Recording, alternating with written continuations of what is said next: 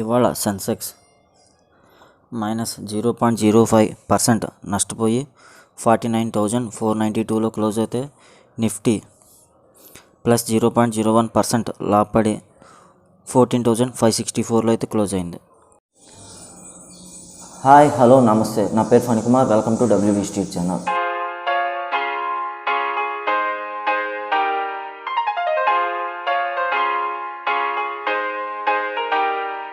ఇవాళ నిఫ్టీ కానీ గమనిస్తే మనకి ఒక స్ట్రైట్ ఫేజ్లోనే ఫ్లాట్గా క్లోజ్ అవ్వడం అయితే జరిగింది.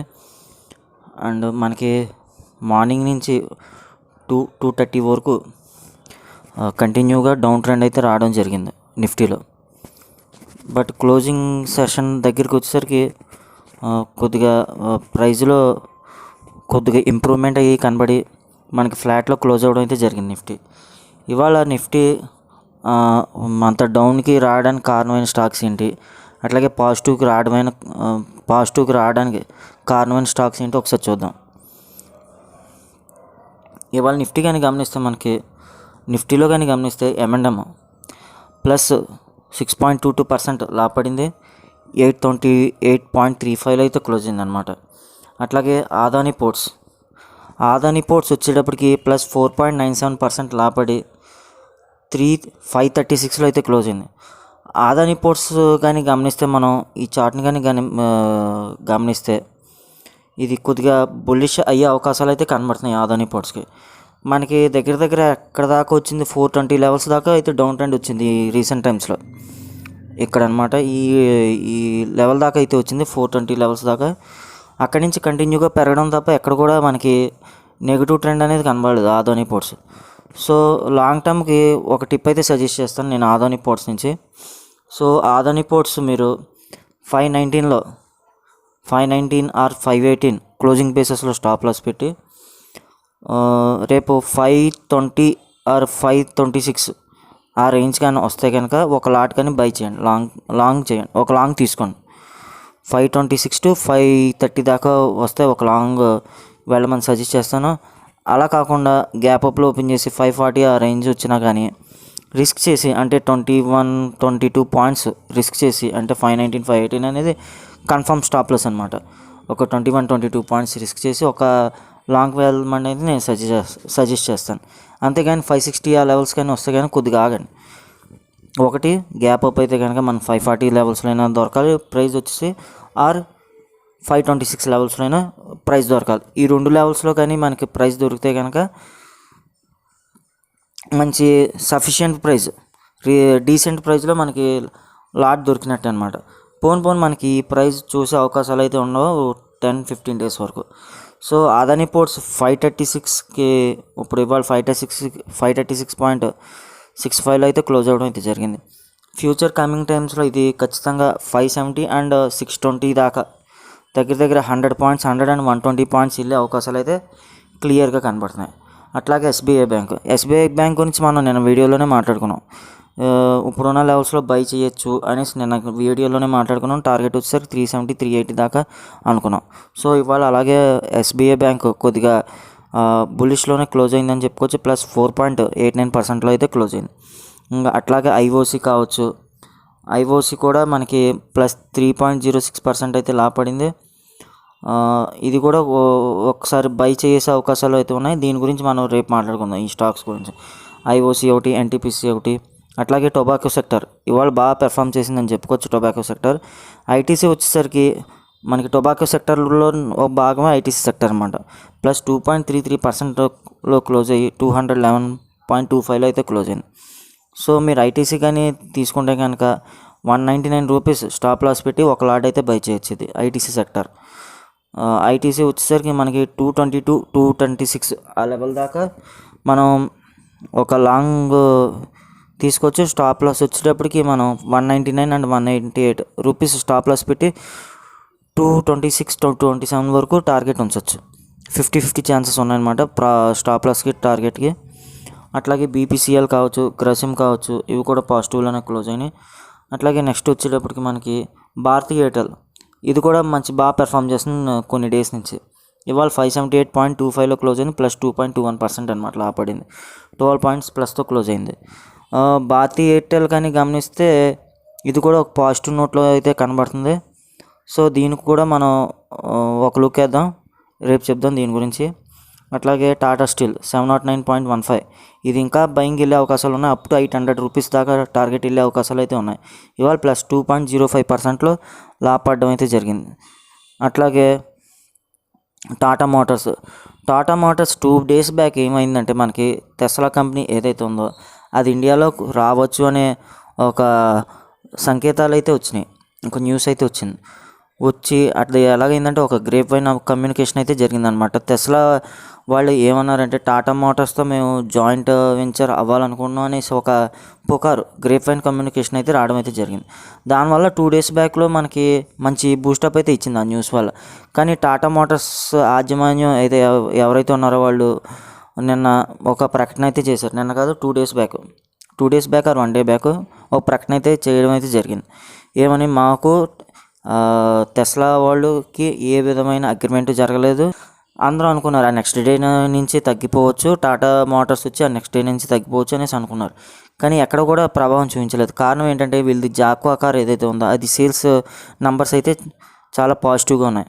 దాని నుంచి టాటా మోటార్స్ కంటిన్యూగా పెరగడం అయితే జరుగుతుంది 3 డేస్ 4 డేస్ నుంచి. సో టాటా మోటార్స్ ఇట్లాగే ఉంటాయి కనుక దగ్గర ఇది 320 330 లెవెల్స్ వెళ్ళే అవకాశాలు అయితే ఉన్నాయి. ప్రస్తుతానికి అయితే కనుక 219 స్టాప్ లాస్ పెట్టి ఒక లాట్ అయితే నేను 219 స్టాప్ లాస్ పెట్టి 242లో అంటే ఈ రేంజ్లో బయింగ్ అయితే చేయొచ్చు.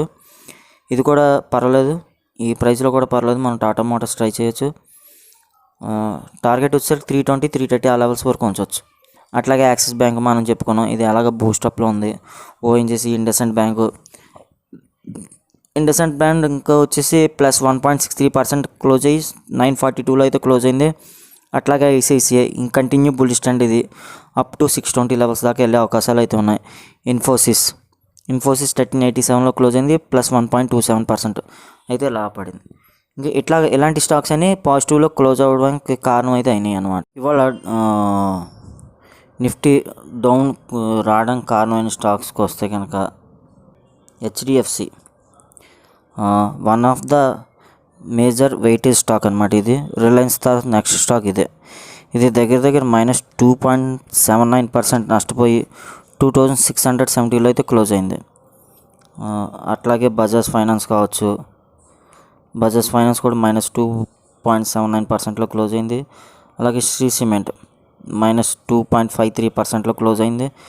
-642 పాయింట్స్ అంటే దాని వాల్యూ తగ్గ పాయింట్స్ అనమాట. అది పెద్ద కాదు, 24,726లో అయితే క్లోజ్ అయింది. 600 పాయింట్స్ అంటే అది మూమెంట్ చాలా తక్కువ శ్రీ సిమెంట్ కాదు.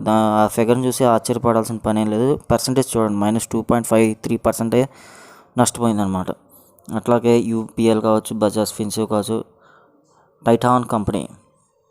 టైటాన్ కంపెనీ వచ్చేసరికి -1.39% నష్టపోయింది. 1505లో అయితే క్లోజ్ అయిందనమాట.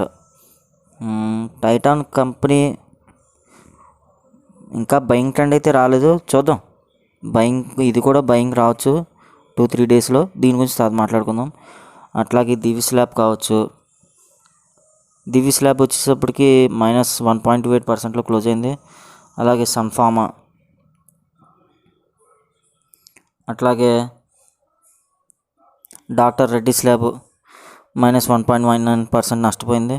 ఇవాళ ఆల్మోస్ట్ ఫార్మసీ సెక్టర్ అన్నీ కూడా మైనస్లో క్లోజ్ అయింది. ఆ సెక్టర్స్లో మాట్లాడుకోవచ్చు. కోటక్ మహీంద్రా, ఇది బ్యాంకింగ్ సెక్టర్లో మాట్లాడుకోవచ్చు. రిలయన్స్ మనం నిన్న క్లియర్గా చెప్పుకోవడం అయితే జరిగింది. నిన్న 1958లో క్లోజ్ అవ్వడం అయితే జరిగింది.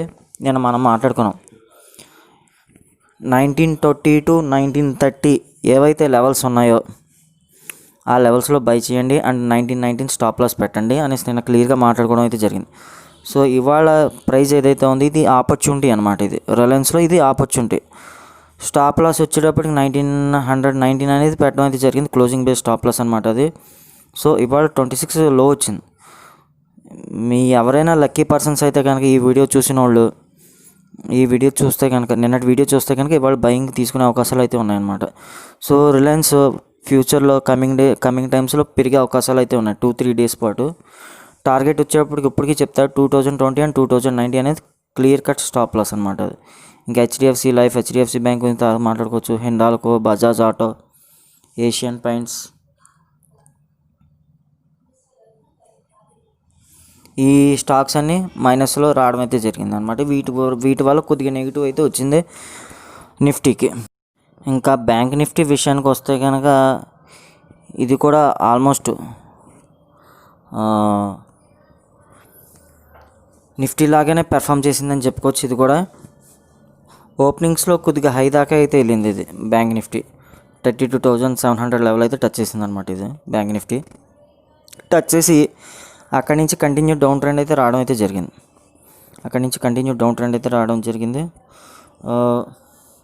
ఇవాళ బ్యాంకింగ్ డౌన్ ట్రెండ్ వచ్చినా కూడా క్లోజింగ్లో అయితే కవర్ చేశాడు. సో ఇవాళ బ్యాంకింగ్ సెక్టర్ ఇలా పెర్ఫామ్ అవ్వడానికి కారణమైన స్టాక్స్, అందులో ఏవి పాజిటివ్గా ఉన్నాయి, ఏమి నెగిటివ్గా ఉన్నాయి, మనకి రేపటికి రాబోయే రోజులకి ఏ స్టాక్స్ మీద మనం ఇన్వెస్ట్ చేయొచ్చో ఒకసారి చూద్దాం. బ్యాంక్ ఆఫ్ బరోడా +6.36% లాభపడి 75.25లో క్లోజ్ అయింది. సో నిన్న కూడా బ్యాంక్ ఆఫ్ బరోడా మంచి పెర్ఫామ్ అయితే చేసింది నిన్న కూడా. సో ఇవాళ కూడా బాగానే చేసింది. ఇవాళ ఏకంగా +6%లో అయితే లాభాలు పొందింది. సో దీని మీద కూడా ఒక లుక్ వేద్దాం. అట్లాగే ఎస్బీఐ కావచ్చు, ఎస్బీఐ నిన్న చెప్పుకున్నాం మనం బయింగ్ వచ్చిందని. అట్లాగే axis bank routine, IndusInd bank routine, ICICI bank routine, PNB bank, Punjab national bank. So నేను దీని మీద ఫోకస్ చేసే ప్రసక్తే లేదు. అట్లాగే అవన్నీ పాజిటివ్లో వచ్చే ఆ స్టాక్స్ అన్ని పాజిటివ్లో క్లోజ్ అయ్యే స్టాక్స్ అనమాట. ఇంకా నెగిటివ్ కానీ గమనిస్తే main weightage stock HDFC bank. HDFC bank ఇవాళ -0.70% నష్టపోయి 114.70లో అయితే క్లోజ్ అయిందనమాట. సో ఇది కూడా ఈ హెచ్డిఎఫ్సి బ్యాంక్ ఏదైతే ఉందో ఇది కూడా బయింగ్ ఆపర్చునిటీ కింద తీసుకొచ్చి మనం రేపు నాకు తెలిసి ఈ స్టాకు ఒక మంచి పెర్ఫామ్ అయితే చేయొచ్చు రేపు. ఓకే, రేపు కానీ 1476, 1477 ఆ లెవెల్స్లో వస్తే కనుక ఒక లాంగ్ వెళ్ళమని అయితే నేను సజెస్ట్ చేస్తాను. టార్గెట్ వచ్చేసరికి 1500 దాకా వెళ్ళే అవకాశాలు అయితే ఉన్నాయి హెచ్డిఎఫ్సి బ్యాంక్. అట్లాగే కోటక్ మహీంద్రా మైనస్లో క్లోజ్ అయింది, -1.12% మైనస్లో క్లోజ్ అయింది. అట్లాగే ఆర్బీఎల్ బ్యాంక్ కావచ్చు, federal bank, IDFC first bank -2% లాస్లో అయితే క్లోజ్ అయింది. అట్లాగే బంధన్ బ్యాంక్ నిన్న మైనస్లోనే ఉంది, ఇవాళ మైనస్లోనే ఉంది, -4% ఇవాళ, అంటే 375.10.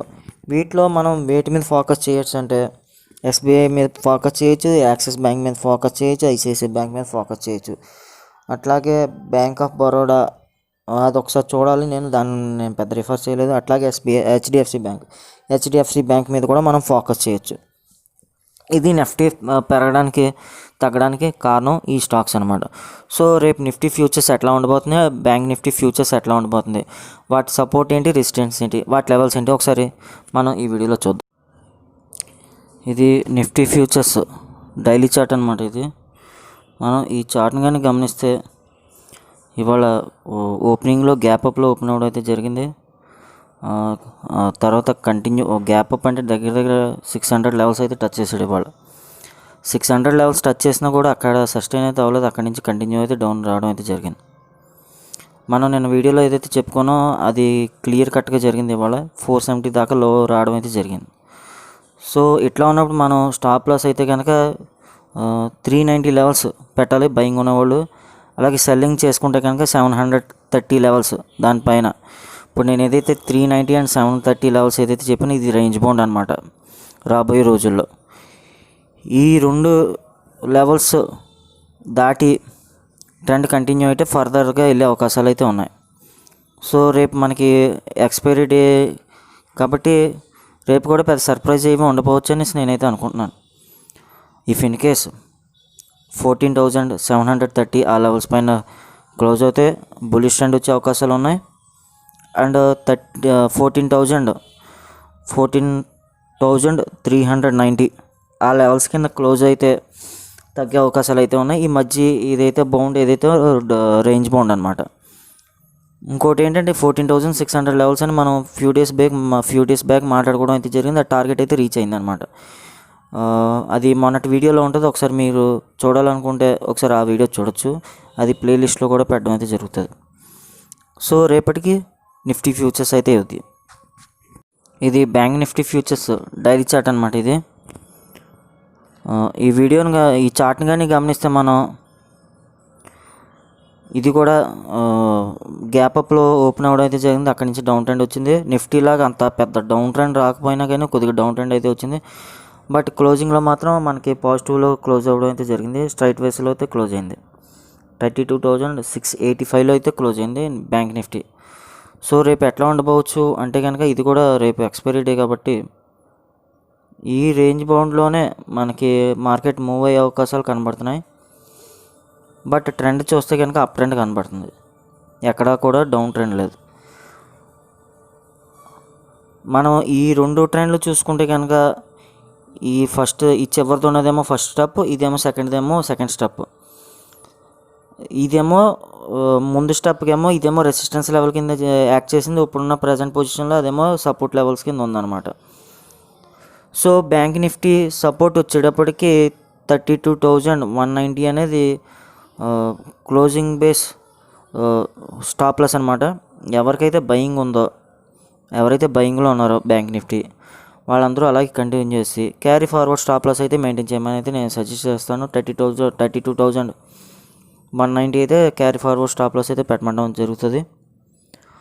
ఇంకా రేంజ్ బౌండ్ వచ్చేసరికి 32,600 to 32,400 ఆ లెవెల్స్లోనే రేపు మార్కెట్ మూవ్ అయ్యే అవకాశాలు అయితే ఉన్నాయి. ఒకవేళ 200 కూడా టచ్ చేస్తే చేయొచ్చు. ఇది వ్యూయర్స్ ఇవాల్టి వీడియో. సో అందరూ కూడా సేఫ్ ట్రేడ్ చేయాలని మనస్ఫూర్తిగా కోరుకున్నాను. Have a nice day. మన వీడియో కానీ మీకు నచ్చినట్లయితే లైక్ చేయండి, షేర్ చేయండి అండ్ సబ్స్క్రైబ్ చేయండి. మీ ఫ్రెండ్స్తో కూడా షేర్ చేసుకోండి. Have a nice day.